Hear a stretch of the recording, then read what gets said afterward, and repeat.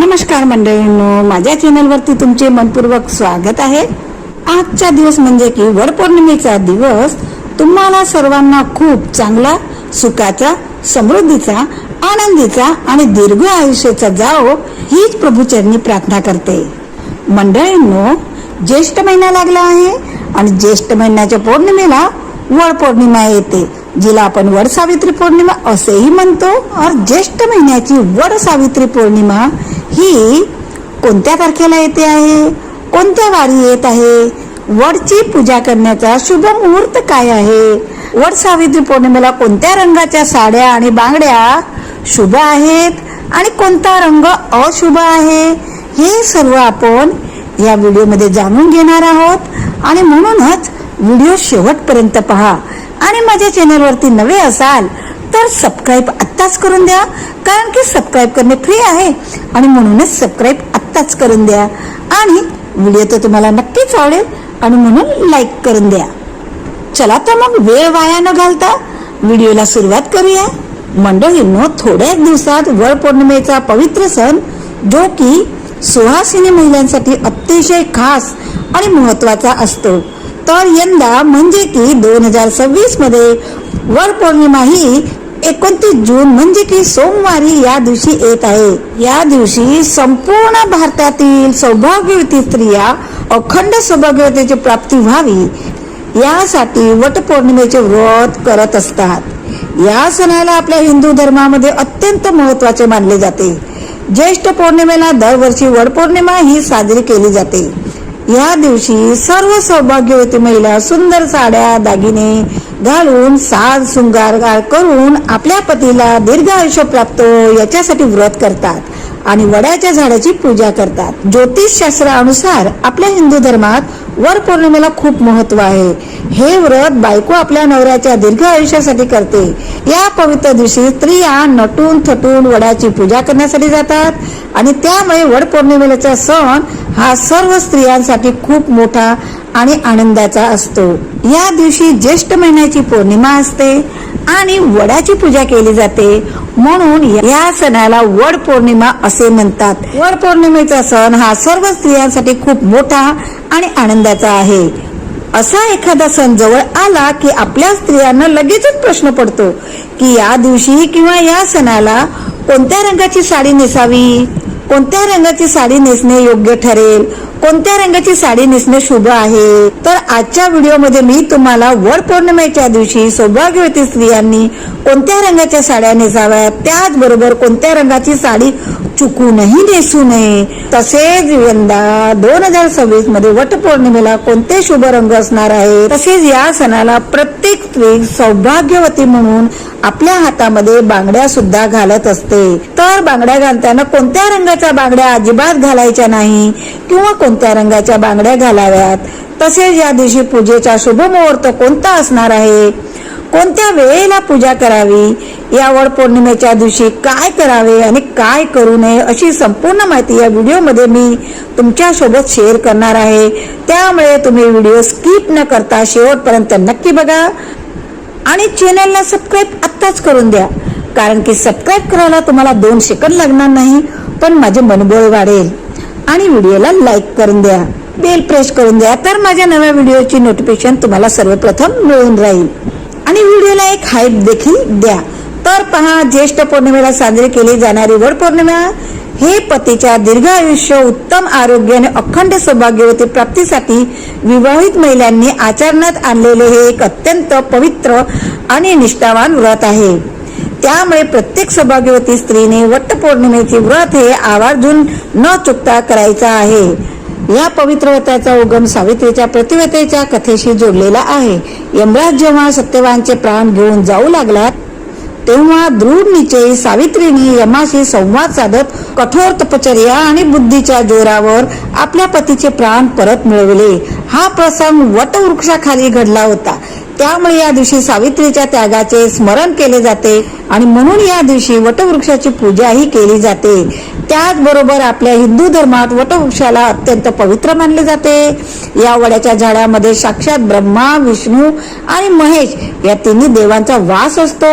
वटवृक्षाचे आयुष्य खूप मोठे असते. वटवृक्ष पिढ्यानपिढ्या सजीवांची सेवा करत असतो आणि त्याच्या पारंब्याचा विस्तार अखंड असतो. याप्रमाणेच आपल्या पतीचे आयुष्य सुद्धा दीर्घ असावे आणि कुटुंबाचा विस्तार व्हावा या भावनेनेच या वडाची पूजा केली जाते.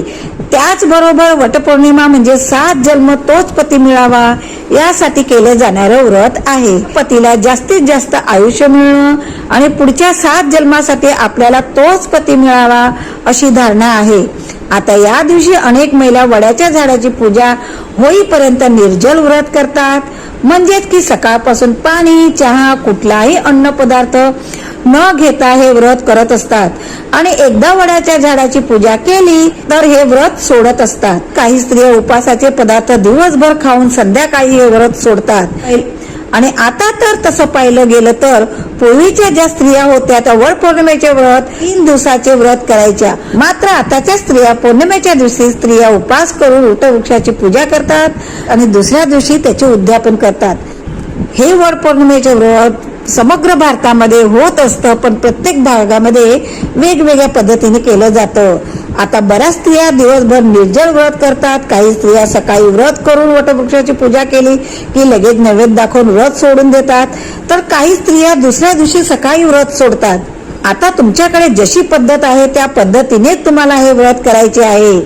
नाही तर बऱ्याच वेळा काय होतं, अनेक महिला इकडे तिकडे काहीतरी व्हिडिओ मध्ये पाहतात आणि एक नवीन प्रथा सुरू करतात. परंतु पूर्वीपासून तुमच्या घरात व्रताची जी पद्धत चालत आलेली आहे त्याच पद्धतीने तुम्हाला हे व्रत करायचे आहे. आता पाहूया व्रत कोणत्या तारखेला, कोणत्या वारी आणि कोणत्या मुहूर्तावर करायचे आहे. तर हे व्रत 29 जून सोमवारी वड पौर्णिमेच्या पूजेचा जो शुभ मुहूर्त असणार आहे तो सकाळी 8:48 ते 10:40 अतिशय शुभ मुहूर्त आहे. आणि म्हणून शक्य असेल तर या शुभ मुहूर्तावरती पूजा करण्याचा जास्तीत जास्त प्रयत्न करा. याच वर्षी लग्न झालेले आहे त्या स्त्रियांनी तर 18 जून ह्याच टायमामध्ये वड पौर्णिमेची पूजा करा. हल्लीच्या धावपळीच्या जीवनामध्ये जर तुम्हाला या मुहूर्तामध्ये पूजा करणे शक्य नसेल तर या दिवसाचा राहू काळ सोडून तुम्ही दिवसभरामध्ये कधीही पूजा करू शकता. परंतु ज्योतिषशास्त्रानुसार आपण कोणतीही पूजा किंवा सेवा ही जर शुभ मुहूर्तावरती केली तर ती खूप जास्त पुण्यकारक मानली जाते. म्हणून तुम्ही या शुभ मुहूर्तावरती पूजा करण्याचा प्रयत्न करा. त्याचबरोबर नवविवाहित ज्या मुली असतात, ज्यांची पहिलीच वड पौर्णिमा आहे, तर त्या महिलांनी या वड पौर्णिमेच्या दिवशी नवीनच साडी नेसायची आहे. नवीन साडी म्हणजे तुम्ही आधी अगोदर कधी घातलेली नसेल किंवा नेसली असेल पण तिला धुतली नसेल, कोरी असेल, अशी नवीन साडी नेसून तुम्हाला हे व्रत करायचे आहे. किंवा आपल्या लग्नातील जो शालू असतो तो तुम्ही नेसला तरीही चालेल, कारण की शालू आपण नेसतो पण त्याला धुतलेला नसतो, तो कोरा असतो, म्हणजे तोही चालतो. त्याचबरोबर हिरवा चुडा घालायचा आहे आणि कपाळावरती लाल कुंकू किंवा टिकली लावायची आहे, मध्ये कुंकू लावायचं आहे. त्याचबरोबर मंगळसूत्र, पायात जोडवी, पैंजण असा साज शृंगार करून तुम्हाला पूजा विधी करायची आहे अशी धार्मिक मान्यता आहे. पण जर तुमच्या जवळ नसेल तर तुम्ही फक्त नवी साडी नेसूनही पूजा करू शकता. फक्त मनामध्ये श्रद्धा असायला पाहिजे. आता सगळ्यात महत्वाची गोष्ट म्हणजे या दिवशी सर्व स्त्रियांना एकच प्रश्न पडलेला असतो, तो म्हणजे या दिवशी कोणत्या रंगाची साडी नेसावी किंवा कोणत्या रंगाची साडी नेसू नये. आपल्या हिंदू धर्मामध्ये प्रत्येक रंगाचे एक धार्मिक महत्व आहे. प्रत्येक रंगाला एक अन्यथा साधारण महत्व दिलं जातं, कारण प्रत्येक रंग एक वेगळी ऊर्जा प्रदान करत असतो आणि त्यात काही रंग सकारात्मक शुभदायी लहरी प्रदान करत असतात, तर काही रंग अशुभ मानले जातात, कारण की हा रंग आपल्या मूडवर परिणाम करतो, आपल्या मनाला उत्तेजित करतो. एक रंग हा दुसऱ्या रंगाहून वेगळा असतो आणि प्रत्येक रंगाचे एक स्वतःचे अस्तित्व असते आणि प्रत्येक रंगाला एक विशिष्ट अर्थ आहे आणि त्याचा विशिष्ट परिणाम आपल्यावर होत असतो. आणि जेव्हा आपण आपल्या अंगावर एखाद्या रंगाची साडी परिधान करतो तर त्यामुळे एक प्रकारचे वातावरण निर्माण होते. आणि म्हणूनच यंदा वडपौर्णिमेला पहिला शुभ रंग आहे तो म्हणजे हिरवा. हिरवा रंग हा देवीचे प्रतीक आहे आणि सौभाग्याचं लेणं मानलं जातं. त्यामुळे नवरी लग्नाच्या वेळी आपल्या शृंगारात हिरव्या रंगाच्या बांगड्या समावेश करते आणि हिरव्या रंगाचा चुडा घालते, कारण नवरीच्या आयुष्यात कायम सुख समाधान आणि हिरव्या रंगाप्रमाणे समृद्धी राहावी यासाठी हा रंग प्रामुख्याने वापरला जातो. तसेच यामुळे जोडप्याचं विवाहिक आयुष्य सुद्धा सकारात्मक, प्रेमळ आणि समृद्ध होत असतं. ज्या महिला विवाहित असतात ना त्या सुद्धा दररोज हिरव्या रंगाच्या बांगड्या हातामध्ये घालत असतात. त्यांच्या कामामध्ये त्यांना प्रगती मिळते आणि त्यांचे आयुष्य सुद्धा वाढत जातं. त्याचबरोबर हिरवा रंग हा निसर्गाशी जोडला गेलेला आहे आणि त्यामुळे आपल्याला एक वेगळीच ऊर्जा मिळते. किंवा आपण सुद्धा देवीची ओटी भरताना शक्यतोवर हिरव्या रंगाचे ब्लाउज पीस किंवा हिरव्या रंगाची साडी आणि हिरव्या रंगाच्या बांगड्या घेत असतो.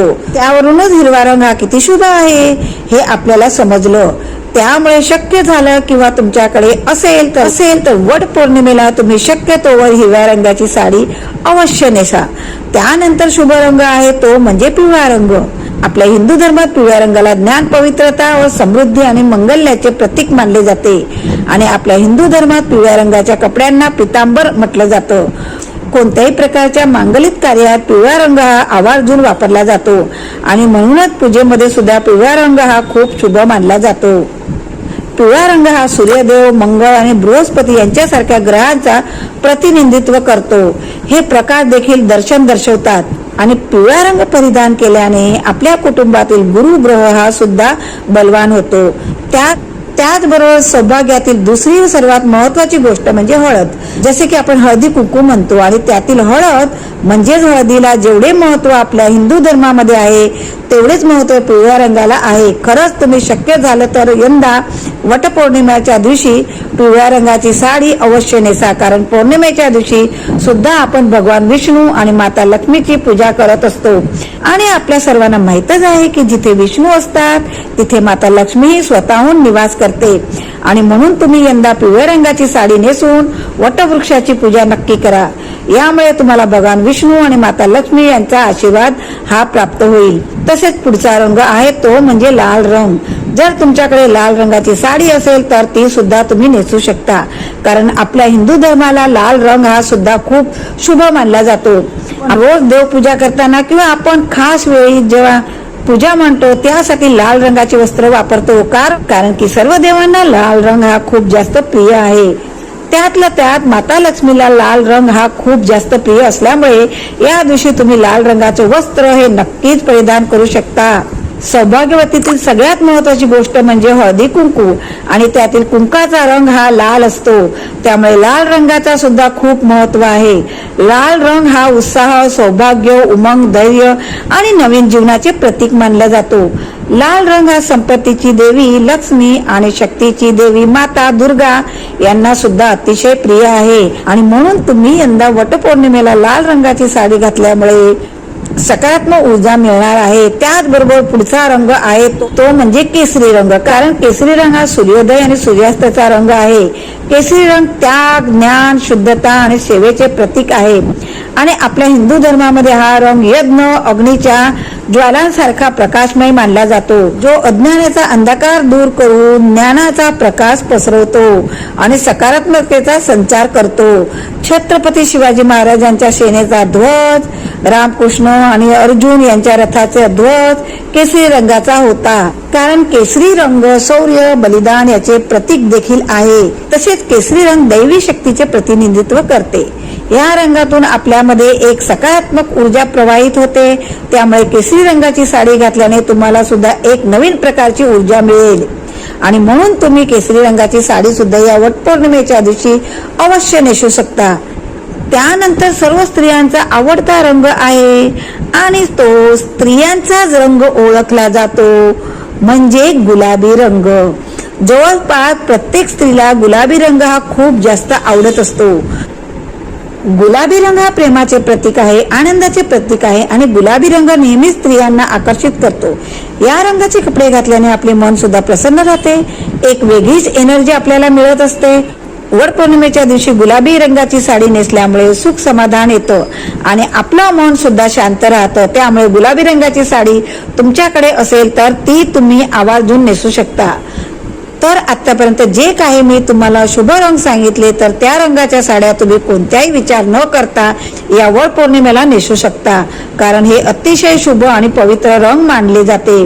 पण त्याचबरोबर तुम्ही बघा, चिंतामणी कलर, राणी कलर, पोपटी कलर, क्रीम कलर अशा रंगाच्या साड्या सुद्धा तुम्ही नेसू शकता.